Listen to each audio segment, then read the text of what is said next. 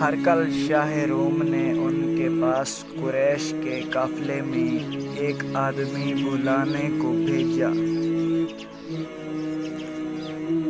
اور اس وقت یہ لوگ تجارت کے لیے ملک شام گئے ہوئے تھے، اور یہ وہ زمانہ تھا جب رسول اللہ صلی اللہ علیہ وسلم نے قریش اور ابو سفیان سے ایک وقتی عہد کیا ہوا تھا۔ جب ابو سفیان اور دوسرے لوگ ہرقل کے پاس ایلیا پہنچے جہاں ہرقل نے دربار طلب کیا تھا، اس کے گرد روم کے بڑے بڑے لوگ، علماء، وزراء، امراء بیٹھے ہوئے تھے۔ ہرقل نے ان کو اور اپنے ترجمان کو بلوایا، پھر ان سے پوچھا کہ تم میں سے کون شخص مدعی رسالت کا زیادہ قریبی عزیز ہے؟ ابو سفیان کہتے ہیں کہ میں بول اٹھا کہ میں اس کا سب سے زیادہ قریبی رشتہ دار ہوں۔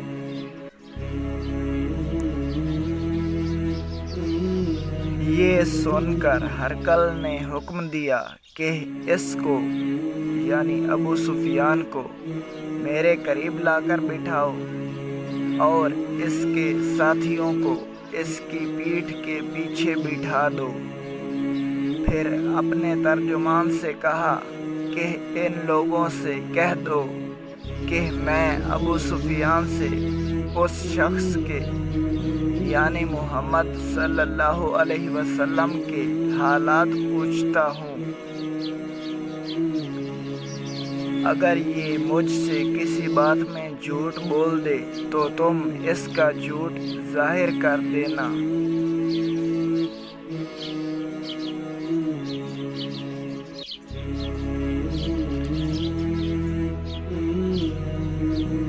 ابو سفیان کا قول ہے کہ خدا کی قسم اگر مجھے یہ غیرت نہ آتی کہ یہ لوگ مجھ کو جھٹلائیں گے تو میں آپ صلی اللہ علیہ وسلم کی نسبت ضرور غلط گوئی سے کام لیتا۔ خیر، پہلی بات جو ہرقل نے مجھ سے پوچھی وہ یہ کہ اس شخص کا خاندان تم لوگوں میں کیسا ہے؟ میں نے کہا وہ تو بڑے اونچے عالی نسب والے ہیں۔ کہنے لگا اس سے پہلے بھی کسی نے تم لوگوں میں ایسی بات کہی تھی؟ میں نے کہا نہیں۔ کہنے لگا اچھا اس کے بڑوں میں کوئی بادشاہ ہوا ہے؟ میں نے کہا نہیں۔ پھر اس نے کہا بڑے لوگوں نے اس کی پیروی اختیار کی ہے یا کمزوروں نے؟ میں نے کہا نہیں، کمزوروں نے۔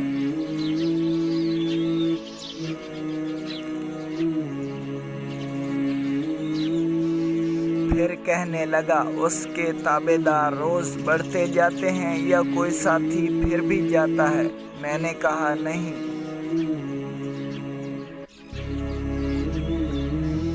کہنے لگا کیا اپنے اس دعویٰ نبوت سے پہلے کبھی کسی بھی موقع پر اس نے جھوٹ بولا ہے؟ میں نے کہا نہیں۔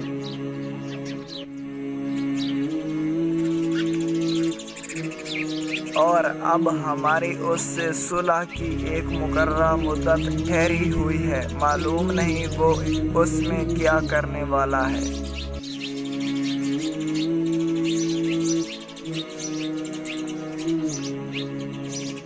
ابو سفیان کہتے ہیں میں اس بات کے سوا اور کوئی جھوٹ اس گفتگو میں شامل نہ کر سکا۔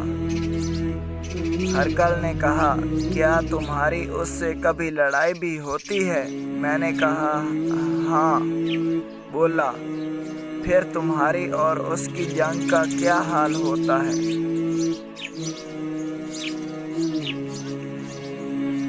میں نے کہا لڑائی ڈول کی طرح ہے، کبھی وہ ہم سے میدان جنگ جیت لیتے ہیں اور کبھی ہم ان سے جیت لیتے ہیں۔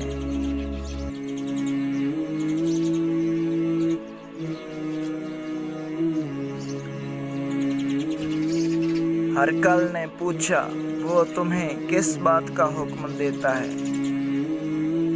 میں نے کہا، وہ کہتا ہے کہ صرف ایک اللہ ہی کی عبادت کرو، اس کا کسی کو شریک نہ بناؤ اور اپنے باپ دادا کی شرک کی باتیں چھوڑ دو،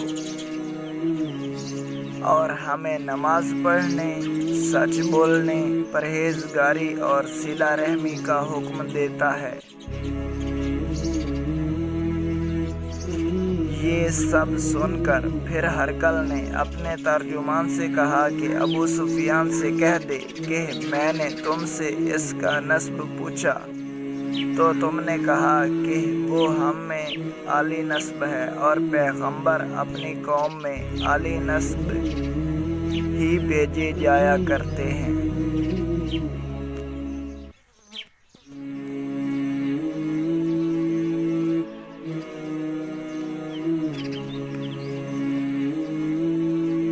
میں نے تم سے پوچھا کہ دعویٰ نبوت کی یہ بات تمہارے اندر اس سے پہلے کسی اور نے بھی کہی تھی؟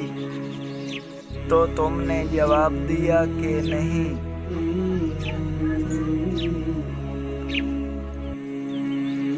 تب میں نے اپنے دل میں کہا کہ اگر یہ بات اس سے پہلے کسی نے کہی ہوتی تو میں سمجھتا کہ اس شخص نے بھی اسی بات کی تقلید کی ہے جو پہلے کی جا چکی ہے۔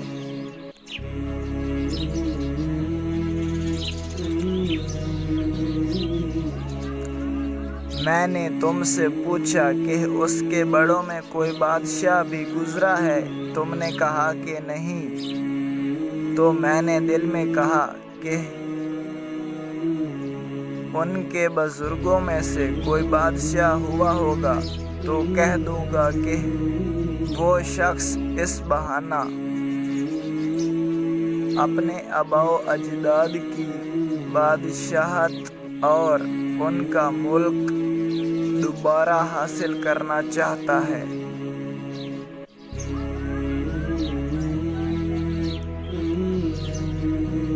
اور میں نے تم سے پوچھا کہ اس بات کے کہنے یعنی پیغمبری کا دعویٰ کرنے سے پہلے تم نے کبھی اس کو دروغ گوئی کا الزام لگایا ہے؟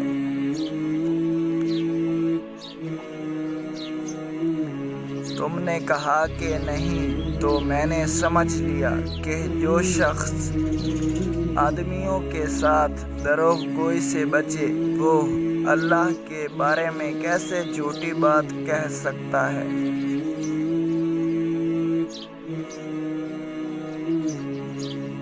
اور میں نے تم سے پوچھا کہ بڑے لوگ اس کے پیرو ہوتے ہیں یا کمزور آدمی؟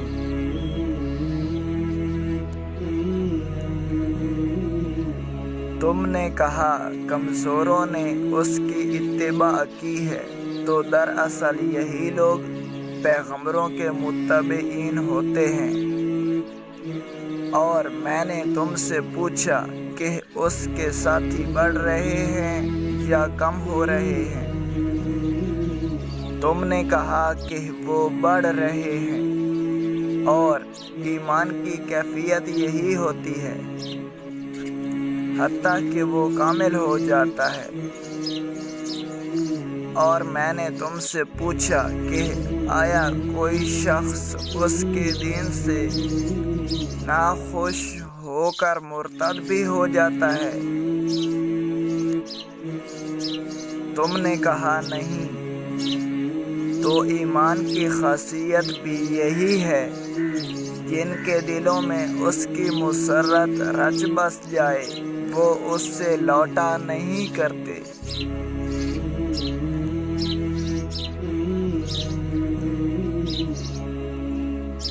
اور میں نے تم سے پوچھا کہ آیا وہ کبھی عہد شکنی کرتے ہیں؟ تم نے کہا نہیں، پیغمبروں کا یہی حال ہوتا ہے، وہ عہد کی خلاف ورزی نہیں کرتے۔ اور میں نے تم سے کہا کہ وہ تم سے کس چیز کے لیے کہتے ہیں؟